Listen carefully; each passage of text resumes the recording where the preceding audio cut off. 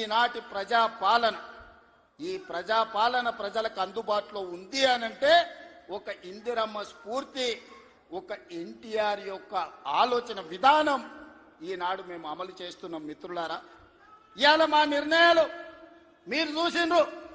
ఆడబిడ్డలకు ఆర్టీసీలో ఉచిత బస్సు కావచ్చు, ఆడబిడ్డలకి ఈరోజు అదానీ అంబానీలతో పోటీ పడి సోలార్ పవర్ విద్యుత్ ఉత్పత్తి కావచ్చు, ఆర్టీసీలో ఉచిత ప్రయాణమే కాదు, ఆర్టీసీ 1000 బస్సులు ఆడబిడ్డలను యజమానులను చేసి ఈ రోజు వాళ్ళని వ్యాపారాలలో రాణించే విధంగా చేసినాం. ఆనాడు అన్న ఆడబిడ్డలకు ఏ విధంగా ఆస్తిలో హక్కిచ్చిండో ఈనాడు 1 కోటి మంది ఆడబిడ్డల్ని కోటీశ్వరులను చెయ్యాలన్న లక్ష్యంతో మా ప్రజాపాలన పనిచేస్తుంది. మా సీతక్క, మా బట్టి విక్రమార్క గారు దీన్ని అమలు చేస్తున్నారు. ఇవాళ మేము గర్వంగా చెప్పదలుచుకున్నాం, అన్నగారు అదే విధంగా ఇందిరమ్మ స్ఫూర్తితో 1 కోటి మంది ఆడబిడ్డల్ని ఇవాళ కోటీశ్వరులను చెయ్యాలి అని మా ప్రభుత్వం ప్రయత్నం చేస్తుంది. అందుకే మిత్రులారా, ఇవాళ మా ప్రభుత్వం రైతు రుణమాఫీ కావచ్చు, రైతు భరోసా కావచ్చు, రైతులకు ఉచిత కరెంటు కావచ్చు, రైతు రుణమాఫీ 21,000 కోట్ల రూపాయల రద్దు చేసిన విషయం కావచ్చు, ఇవన్నీ రైతుల కోసం మేము అమలు చేస్తున్న సంక్షేమ పథకాలు. ఇవాళ రైతులు పండించిన సన్న వడ్లు 500 రూపాయల బోనస్ ఇచ్చి ఈనాడు మేము కొనుగోలు చేస్తున్నామంటే రైతును రాజును చెయ్యడమే లక్ష్యంగా, వ్యవసాయాన్ని పండుగ చేయడమే లక్ష్యంగా ఈరోజు మేము పనిచేస్తున్నాం. ఇవాళ మహిళలందరికీ అవకాశం ఇవ్వాలి అని స్థానిక సంస్థల్లో ఆనాడు మహిళలకు రిజర్వేషన్లు ఉండాలని రాజీవ్ గాంధీ గారు నిర్ణయం తీసుకుంటే ఆ నిర్ణయాన్ని అమలు చేసిన గొప్ప నాయకుడు ఎన్టీఆర్.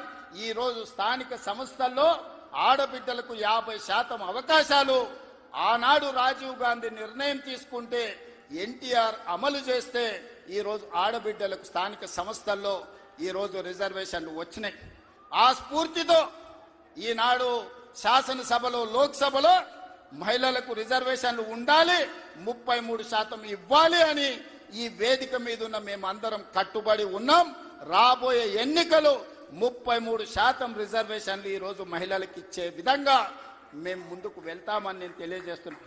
మిత్రులారా, ఆనాడు యువకులు 25-26 ఏళ్ల యూనివర్సిటీలో చదువుకున్న పిల్లలకు, మారుమూల ప్రాంతాలలో ఉన్న పేదలకు ఏ విధంగా అయితే ఎన్టీఆర్ గారు టికెట్లు ఇచ్చి గెలిపించిండో ఈనాడు మా ప్రభుత్వంలో కూడా ఒక మందుల సామెల్, ఒక ఎడమ బొచ్చు లాంటి వాళ్ళు, అత్యంత నిరుపేదలు, ఇందిరమ్మ ఇండ్లలో ఉండే పేదలు రూపాయి లేకపోయినా టికెట్లు ఇచ్చి ఇవాళ ఎమ్మెల్యేలను చేసినాం. ఒక యువమిత్రుడు, క్రీడాకారుడు బాలయ్య గారి బ్యాచ్మేట్ నిజాం కాలేజీలో క్రీడాకారుణ్ణి ఇవాళ మంత్రిని చేసిన మహమ్మద్ అజారుద్దీన్ గారిని, ఈ రోజు వాకిటి శ్రీహరి కావచ్చు, యువమిత్రుడు పొన్నం ప్రభాకర్ విద్యార్థి రాజకీయాల నుంచి వచ్చిన మిత్రుడు ఈ రోజు మంత్రివర్గంలో సహచరుడు. అంటే ఇవన్నీ కూడా యువత కోసం. ఈ రోజు రాష్ట్రంలో మొదటి సంవత్సరంలోనే 67,000 ప్రభుత్వ ఉద్యోగ నియామకాలు చేపట్టి ఈ రోజు యువకులకు ఉద్యోగ ఉపాధి అవకాశాలు కల్పించినాం. మహిళలకు 60,000 కోట్ల రూపాయల బ్యాంకు లింకేజ్ అప్పులు ఇప్పించినాం. ఈ రోజు మహిళలు వ్యాపారం చేసుకుంటూ, యువకులు ఉద్యోగాలకు పోటీ పడుతుండ్రు, రైతులు వ్యవసాయంలో లాభసాటిగా ఈరోజు ముందుకు సాగుతున్నారు. ఇవన్నీ మీ ఆశీర్వాదంతో మీరు అండగా నిలబడి ఆనాడు 2023 డిసెంబర్ 7 నాడు ప్రజాపాలనను మీ ఆశీర్వాదంతో అధికారం చేపట్టి ఉప ఎన్నికలు జరిగితే కంటోన్మెంట్ అయినా, జూబ్లీ హిల్స్ అయినా మీరందరూ అండగా నిలబడి గెలిపించబట్టే ఈనాడు ప్రజాపాలన ముందుకు సాగుతుంది. భవిష్యత్తులో మీరు ఇదే విధంగా అండగా ఉండాలి. ఈ సందర్భంగా చివరగా ఒక్క మాట చెప్పదలుచుకున్నా. 94 నుంచి 2004 వరకు 10 సంవత్సరాలు తెలుగుదేశం పార్టీ అధికారంలో ఉంది.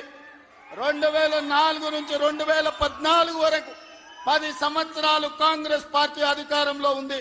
2014 నుంచి 2024 వరకు బీఆర్ఎస్ అధికారంలో ఉంది. ఇవాళ నేను చెప్తున్నా, మీ ఉత్సాహం, మీ ఊపు చూసిన తర్వాత 2024 నుంచి 2034 వరకు మాదే అధికారం. సంక్షేమాన్ని, అభివృద్ధిని అంతర్జాతీయ స్థాయికి తీసుకెళ్లే బాధ్యత మేము తీసుకుంటాం. ఎన్నో అభివృద్ధి పనులు జరుగుతున్నాయి. మీరు అండగా నిలబడండి. హైదరాబాదు నగరాన్ని